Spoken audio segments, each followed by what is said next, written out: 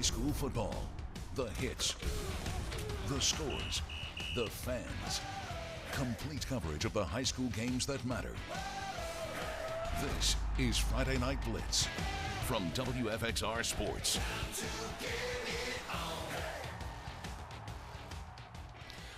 Yes, good evening, everyone. I'm Jermaine Farrell, hoping your day is wonderful and blessed. And like butter, let's go on a roll, baby, with Friday Night Blitz. It's week 4 of the high school football regular season. Let's get the party started with our game of the week. And now, the Friday Night Blitz Game of the Week, sponsored by McAdoo's. Our Friday Night Blitz Game of the Week is the battle of Roanoke private school rivals. North Cross at 2-1 taking on Roanoke Catholic with an 0-3 start on their season. This is a spirited rivalry as the last time these teams met was at North Cross, where back in 2019 the Raiders ended the Celtics' 34-game winning streak at the time. Home opener for Roanoke Catholic, the Celtics looking for that first win on the season, but it was North Cross getting off to the fast start. Camden Johnson, look what he does. He's going to take the handoff, squeeze his way through traffic, weaving and wiving. That's a new word. Touchdown, 7-0 Raiders. After their next drive ended in a missed field goal, North Cross would make the most of the opportunity. It's Johnson again, cruising through traffic like he's driving down 581. Touchdown, 14-0 Raiders. Johnson scored the first 3 TDs of the game. Still in the first quarter, 21-0 North Cross. And how about Mark Noetzel gets it in? That's his first touchdown of his lifetime, I think. The senior there, 28-0 Raiders. To the second quarter, defending state champs showing the passing game. Ivor Hoppington to Ashton Cornett. He rumbles his way into the zone. North Cross with a commanding 35-0 lead, and North Cross, they get it done tonight. 48-0 over Roanoke Catholic. David de Guzman has more on the game from Vineyard Park. Well, despite the lopsided results here at Vineyard Park, still a great story to be told on the North Cross side. Remember, last year we met Mark Noetzel, a tight end from Germany. His favorite player is Rob Gronkowski. He actually came over from Germany to America to fulfill his dream of playing American football. He was injured last year, but tonight, back from injury, scoring his first touchdown of the season, part of an emphatic 48-0 win over Roanoke Catholic. It was amazing, come back from the injury, long injury, ACL. It was amazing being out with the team, and it was just a fun experience. I played 1 year last year, injured myself, and then I went to surgery, recovery, physical therapy, 6 months, hard work, and then finally back on the field. It feels amazing. He's physical, he's got great hands. You saw him kind of also nimble on his feet. He's added some weight, so he's a tough 6'2", 230-pound option for us. He can also run great routes and catch the ball in the open field. So he's a very versatile kid. I'm just happy he's healthy. Meanwhile, Camden Johnson setting the tone early, scoring 3 touchdowns in the first quarter alone. Do you like having kind of a target on your back? Yeah, it's fun. You know, when everybody wants to come at you, you get everybody's best shot. He really improved on his footwork this year, his foot speed. He's a big guy, big back, sometimes those guys neglect the feet, but he's worked very hard this summer, this fall, to be able to be as quick as he is for a big back. So that's starting to show up in the game. So Roanoke Catholic still looking for its first win of the year as the Celtics fall to 0-4. Meanwhile, North Cross has a huge matchup looming next week at home against Division I St. Anne Belfield as they try to capitalize on this win, moving on to 3-1 on the season. Local in Roanoke for Friday Night Blitz, David de Guzman, WFXR Sports. Thank you so much, David de Guzman. Now let's go to the scoreboard. You see Franklin County with a big win over Magna Vista. George Washington, the same over Nations Ford, South Carolina. Halifax County, big over Parkview South Hill. Amherst County blanking Liberty, knocking them for the ranks of the unbeaten. That was Amherst County's first game of the season. And Christiansburg getting the win to stay unbeaten over Central Wise, 28-20. Meanwhile, over at Bogle Stadium, the K-Spring Knights looking for win number 1 on the season, hosting Allegheny, and I believe it was homecoming over there. But how about a guy that could be the homecoming king? How about Jesse Monjour is going to take the handoff, plows his way in. K-Spring up 7-0. Still in the first quarter, how about Cameron Parker? CP, are you with me? Oh, yeah, I'm going to get the ball and score a touchdown, 65 yards. Mr. Parker, look at the moves and the diving and the dashing. Yes, you thought had him there, but he's in the clear. Touchdown, and K-Spring goes up 13-0.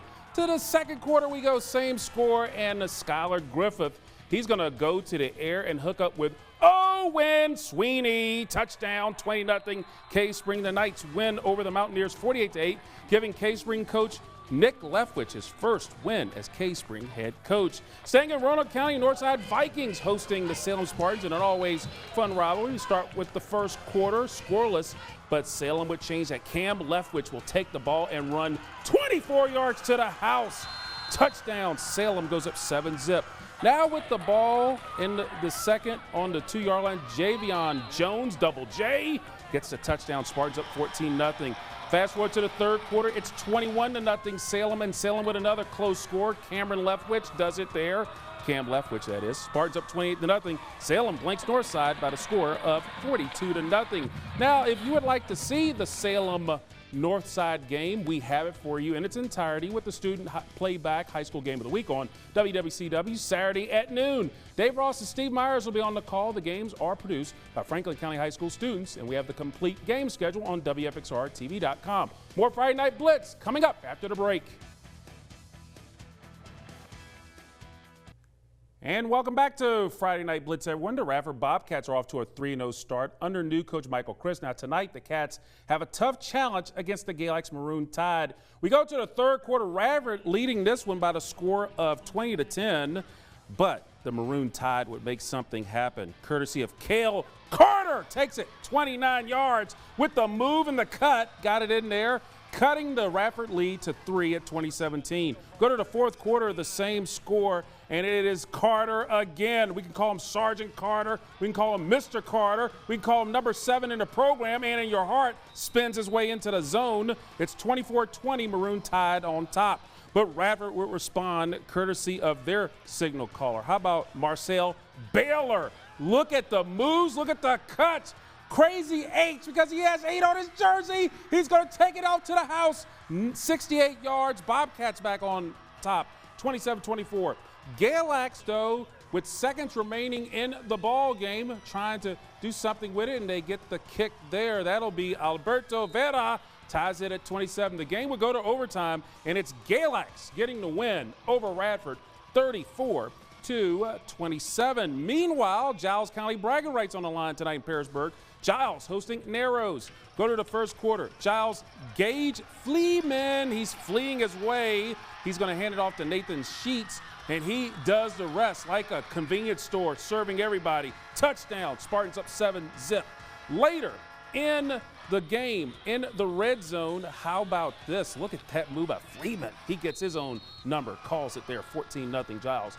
To the second quarter, Giles back in familiar territory. They are paying property taxes in the red zone. Khalik Saunders gets his way into the house. 21-0 in favor of the Spartans, and Giles, they roll to a 41-6 win over Narrows for Giles County bragging rights. Meanwhile, let's go back to the scoreboard. Rockbridge County winning big over Stanton, 47-8. Stanton River doing the same to Tunstall, 46-6. George Wythe in 2 overtimes defeated Carroll County, 27-20.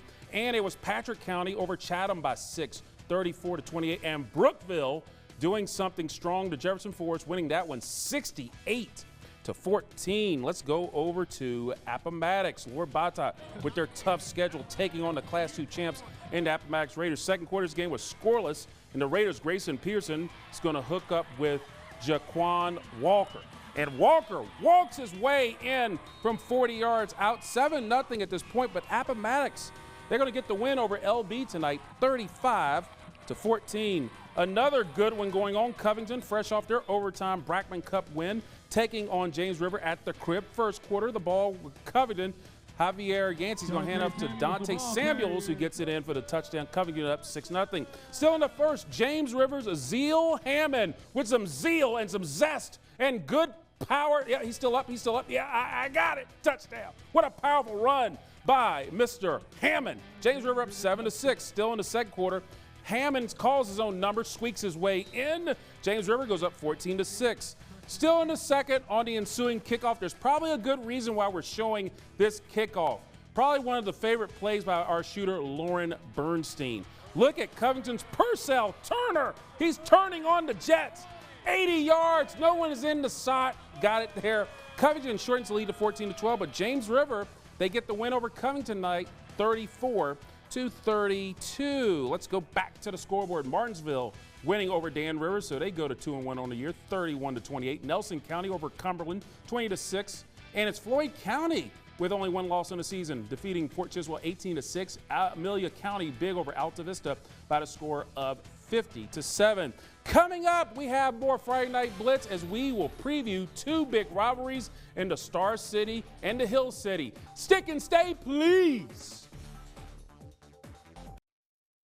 And welcome back, everybody, to Friday Night Blitz. The Battle of Unbeats at Bogle Stadium lived up to the expectations Thursday night. Glenvar and Hidden Valley, both with 3-0 records, put on a show. We're going to fast forward this game last night to the fourth quarter. Hidden Valley, Glenvar's up 44-42. Sam Dragovich going deep to Braxton Dunnings. He got it there. That put the Titans up 4 at 48-44. Glenvar would score a touchdown later, go 51-48. 2:15 left. Ashton Carroll hooks up with Sam Dragovich, and Ashton Carroll with the great reception to get the go-ahead lead. Hidden Valley up 55-51. A minute 33 left in the game.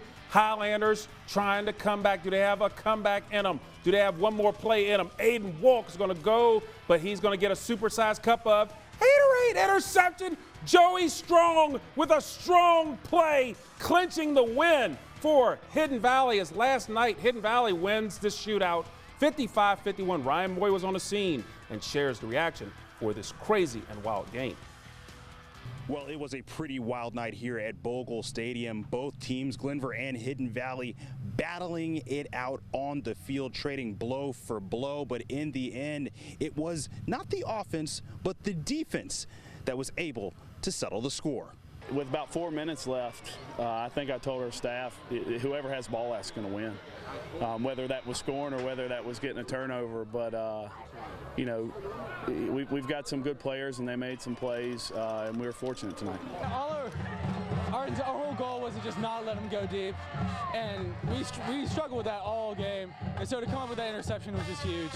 I told Coach that this specific route was wide open, and he trusted me, and Sam threw a perfect pass and bounced off the defender and took it to the crib. We started off quick on offense in the first half, and we couldn't get things quite going in the third and fourth quarter on offense, but when we needed to, we stopped them and we made big plays on offense. That's all that matters. It feels fantastic. Going into the season, nobody believed in us.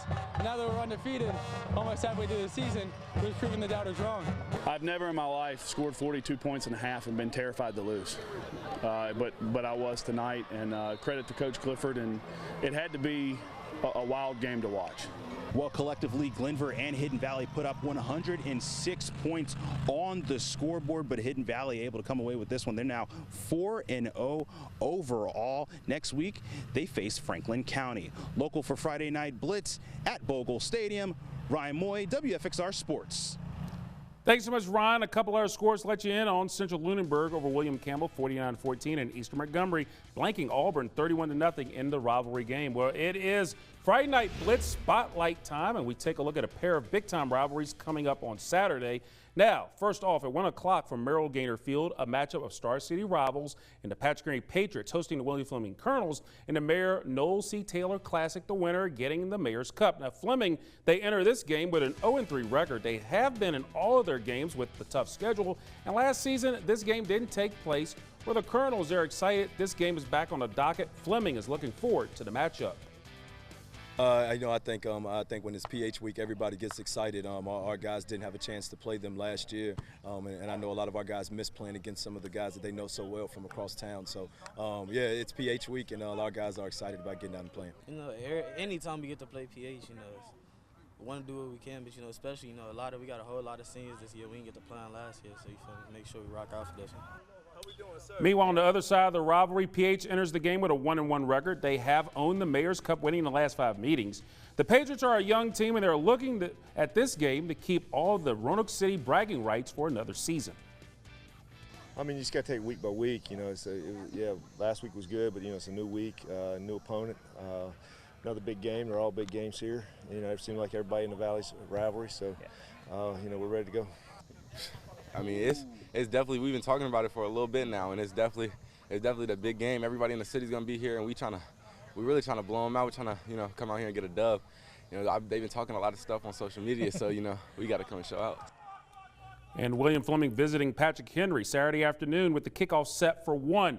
Meanwhile, over in the Hill City tomorrow at 2 is a renewal of the Jug Bowl between the Heritage Pioneers and the EC Glass Hilltoppers. The winner getting the ever-popular jug. The Heritage Pioneers, they enter the game with a 2-1 record coming off of a big win over Appomattox. The Jug Bowl series has been dominated by the Pioneers as of late, and they want to keep it around another year for bragging rights. I think it's special. I think, our schools are only like, 5 or 6 miles away. We share the same stadium.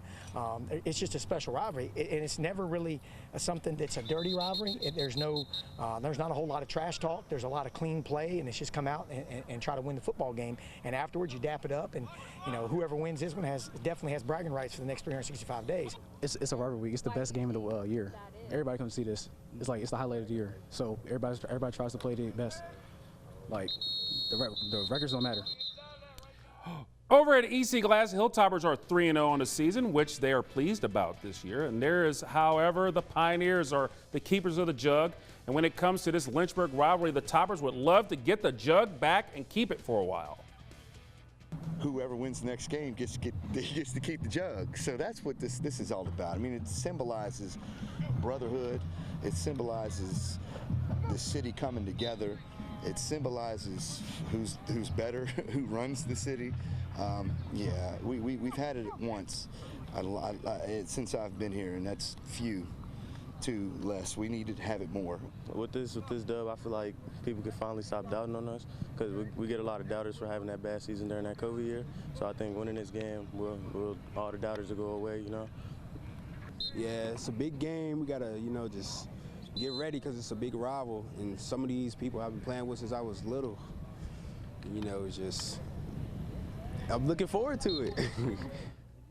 Now, Heritage taking on EC Glass for the jug Saturday afternoon at 2 from City Stadium in Lynchburg. Up next, it is our Player of the Week.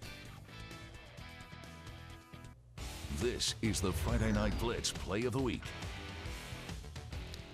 And we're back with the Friday Night Blitz Play of the Week. For tonight, we go back to Bogle Stadium, Glenvar and Hidden Valley. How about Ashton Carroll getting the pass from Sam Dragovich? This proved to be the game winner as the Titans are 4-0 in the season, thanks to Ashton Carroll getting the score for the Play of the Week.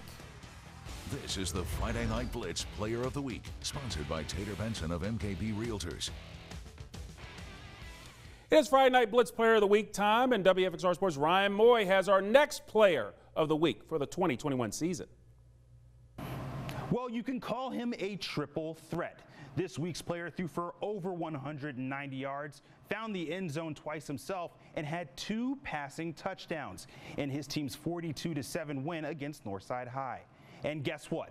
He's your Player of the Week. Sam Dragovich, quarterback, Hidden Valley High School. We had a great game plan coming into the game. We studied them up. We looked through their film, and we just had a game plan at the very beginning, and we executed. And we just took the ball when we could, threw it, ran it, scored points.